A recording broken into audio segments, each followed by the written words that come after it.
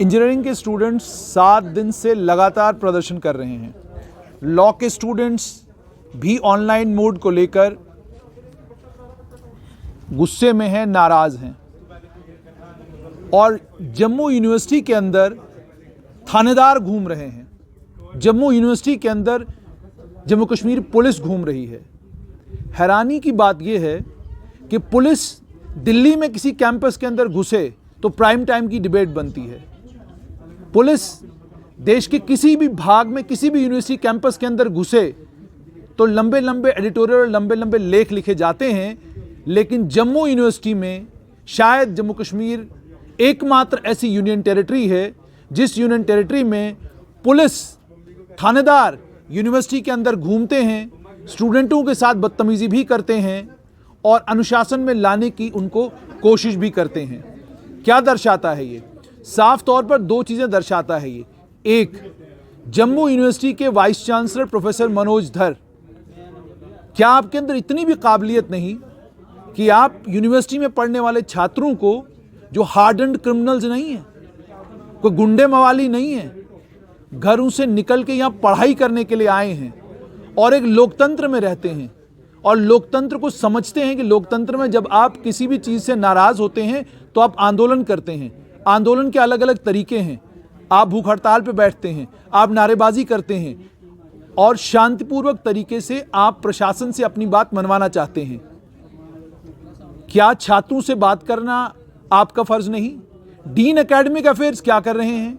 Dean campus क्या कर रहे हैं? डीन स्टूडेंट्स वेलफेयर इस यूनिवर्सिटी में क्या सिर्फ डीन स्टूडेंट्स वेलफेयर का काम क्या सिर्फ और सिर्फ अलग अलग फंक्शन कराना है? क्या आप सिर्फ इस यूनिवर्सिटी में डिस्प्ले योर टैलेंट कॉन्टेस्ट के लिए हैं? या डीन स्टूडेंट्स वेलफेयर का ये मतलब है कि छात्रों की अगर कोई भी परेशानी है, उस परेशानी को लेकर आप प्रशासन तक जाएंगे, आप यूनिवर्सिटी के वाइस चांसलर को, रजिस्ट्रार को कन्विंस करेंगे? क्या वजह है कि रजिस्ट्रार जम्मू यूनिवर्सिटी, जिनका काम था कि वो लॉ के स्टूडेंट्स के साथ और इन इंजीनियरिंग स्टूडेंट्स के साथ बातचीत करते, कोविड-19 के उन पिछले 1 साल की इस परेशानी को समझते, ऑनलाइन माध्यम का तमाशा आप लोगों ने क्यों बना रखा है? इन सेमेस्टरों का हम लोग ऑनलाइन लेंगे, इन सेमेस्टरों का हम लोग ऑफलाइन लेंगे। आप अपनी कमजोरियां और कमियां क्यों नहीं देखते?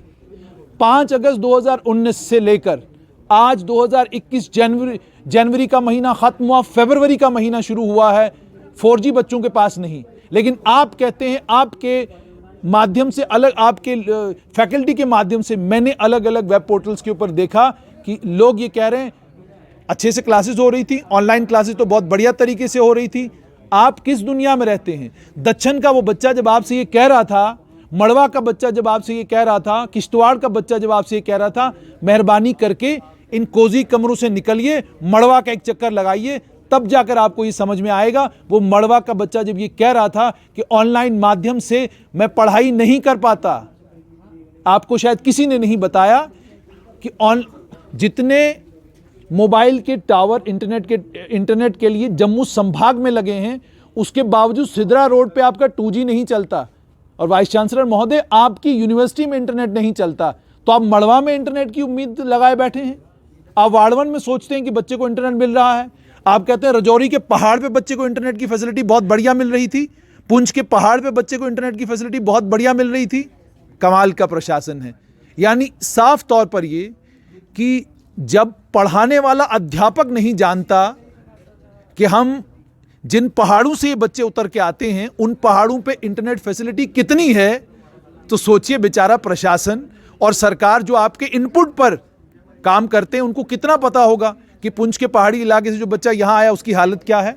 ऑनलाइन माध्यम से अगर एग्जाम की डिमांड इनकी है, होना तो ये चाहिए था कि यूनिवर्सिटी के वाइस चांसलर, रजिस्ट्रार अगर वो समझते हैं कि उनका काम यूनिवर्सिटी में कुछ और है, तो डीन स्टूडेंट्स वेलफेयर और अलग अलग स्कूलों के डीन वो इन छात्रों को बुलाकर इनके साथ बातचीत कर सकते थे, इनसे पूछते कि आपने कितना कितना सिलेबस तैयार किया है।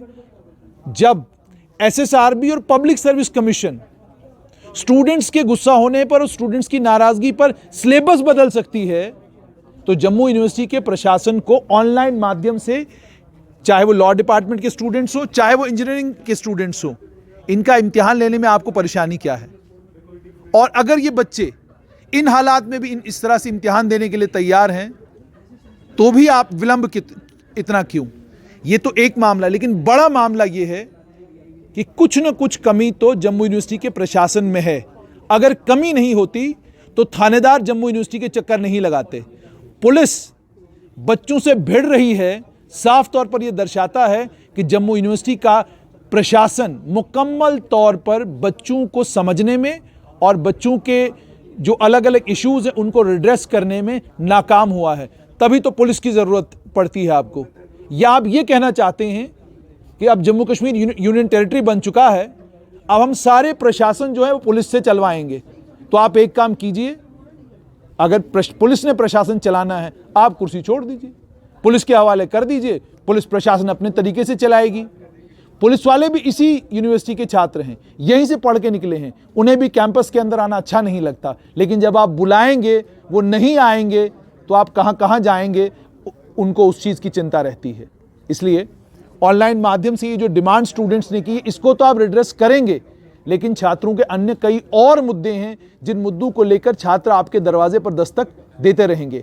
उम्मीद और तवक्का ये कि आप यूनिवर्सिटी को यूनिवर्सिटी रहने देंगे, इसे पुलिस थाने में तब्दील नहीं करेंगे।